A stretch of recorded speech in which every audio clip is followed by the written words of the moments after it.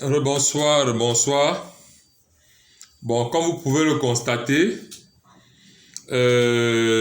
j'ai un problème de communication avec ma page, mais j'ai préféré avoir une vidéo comme celle-là. Alors, mon message de tout à l'heure était éventuellement consacré sur l'Afrique, les institutions africaines qui sont dysfonctionnelles, qui ne sont pas aptes avec la société de nos jours. Alors, moi, comme je vous le dis, et je le dis tous les jours, par exemple, au cadre de la police. La police est le gardien des institutions d'une société. La police. Quand je vois au rue un policier, quand on l'appelle gardien de la paix, il s'énerve. Tu l'appelles même policier, il s'énerve. Tu l'appelles agent, il s'énerve. Soit tu l'appelles chef, ou tu l'appelles flic. Là, il est content. Pourtant, le nom valeureux qu'un homme en tenue doit avoir, c'est gardien de la paix. Mais quels sont les premiers responsables? C'est la population. Et c'est la même population qui se plaint. Parce que quand il est en infraction, il vient dire chef, chef, chef, chef. Non! Quand vous appelez quelqu'un chef, la tête à un moment, ça monte. Ça monte, ça monte. Pour descendre, ça devient compliqué. Appelez les gardiens de la paix.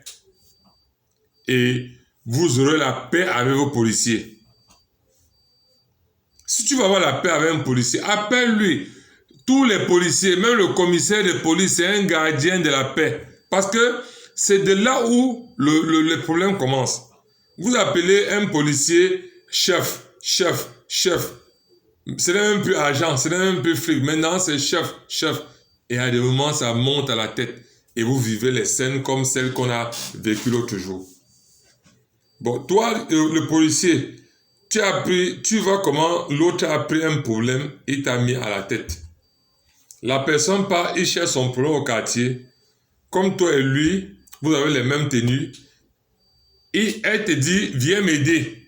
Tu es parti maintenant porter quelqu'un, tu es venu tuer. Alors qu'un policier, c'est un gardien de la paix. C'est un instrument de paix, la police, dans une société. Ce sont eux qui aident la population. Quand les vieilles mamans passent en route, elles ont de la peine à porter les bagages. Les policiers les aident à porter les bagages. Si tu vois à une certaine heure que une maman est en difficulté ou un papa peut-être pour fermer ses marchandises ou pour fermer sa boutique, le rôle d'un policier c'est d'aller aider ces personnes. Oui, une société, c'est la justice et la sécurité. La justice et la sécurité. C'est ce que chaque nation a besoin. Oui, si vous appliquez la justice et la sécurité dans toutes les nations du monde, les gens vivront en paix dans cette société. C'est de ça qu'il est question. Une justice conforme, c'est tout. Et les gens seront en paix. Mais c'est la population qui est le véritable problème de l'évolution. En Europe, c'est difficile de voir quelqu'un dire policier. Non, on appelle monsieur là. Même monsieur l'agent, c'est déjà beaucoup. Laissez les mots, les bas chefs, tout ça. Gardien de la paix. S'il est conscient, il va gérer ton problème de manière consciente. Et comprenez que quand vous avez un problème avec un agent, allez voir son chef avec toute la courtoisie possible. Vous expliquez le problème que vous avez avec cet agent. Son chef va l'interpeller et tu verras que les choses reviendront dans l'ordre. Si son chef l'interpelle au niveau de la police, ça ne marche pas, allez à la justice. Vous saisissez un procureur en lui demandant simplement une demande d'intervention. C'est des hommes. Ce sont nos méthodes parfois qui les empêchent même de travailler. Allez simplement, vous le voyez là, vous lui dites, voilà le problème qui va, vous l'écrivez une lettre conforme, il va prendre, il va vous aider, vous allez voir. Ne pensez pas que ces hommes des forces de l'ordre ou de la justice sont que des corrompus. Non, c'est des personnes aussi qui ont un moral très élevé. La manière où tu viens vers lui, sois-en sûr qu'il va régler ton problème. N'attendez pas que c'est quand le problème vous prend que vous cherchez à ce qu'on règle. Non, c'est la manière. C'est de ça qu'il est question. Donc, pour moi, c'est ça que je voulais vous transmettre comme message. C'est de ça qu'il est question. Vous voyez maintenant, le policier allait chez son propre quartier, on est venu te prendre, tu as porté la personne, tu as allé là-bas comme ça, tu as tapé la personne, il est mort. Maintenant, tu as dans les problèmes, dans une autre commissariat maintenant, en tant que policier, on t'enferme encore et que tu vas passer devant la justice.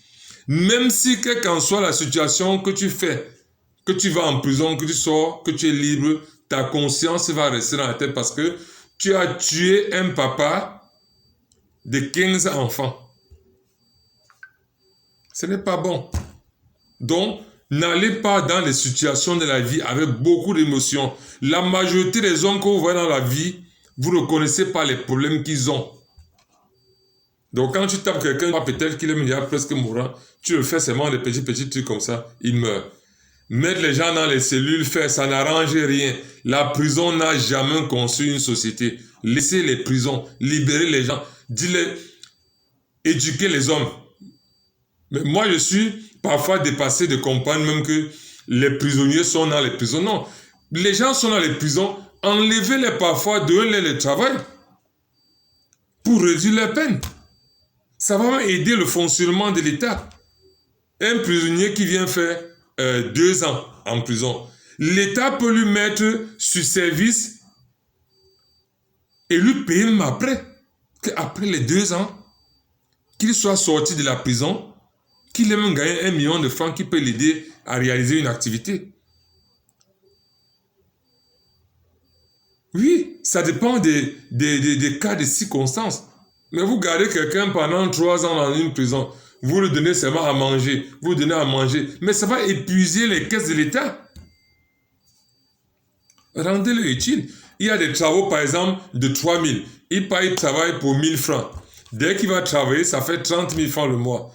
En une année, ça fait 360 000. S'il travaille 2 ans, ça fait 720 000. À la fin, vous coupez sur sa peine, vous lui remettez peut-être 500 000. Et le travail change l'homme. Hein? Soyez-en sûr que quand il aura fini de travailler, le travail change l'homme. Parce que quand il aura fini de travailler, la conscience peut tomber en lui. Par exemple, un voleur. Vous prenez un voleur, vous lui donnez le travail. Il travaille. Il devient conscient. Et quand il devient conscient, les choses marchent. Il peut sortir de la prison. Il a changé de mentalité. Oui, ne laissez plus les gens dans les prisons comme ça, non. Ça appauvrit les caisses de l'État. Mettez les gens au service. Il y a des chantiers partout. C'est comme ça que les grandes nations se sont construites. Oui, faites sortir les gens, vous les mettez dans le travail, ils réduisent les peines, ils cherchent le fonds quand ils sortent de la prison, qu'il ait un fonds capable de se relancer encore dans l'activité. Que pendant même qu'il passe, s'il n'était pas entré avec un métier en prison, il peut finir par devenir maçon, charpentier, menuisier, mécanicien. Mettez les gens dans le travail, apprenez les gens dans le travail. C'est de ça qu'il est question. La prison n'a jamais construit un État. Oui, c'est de ça qu'il est question.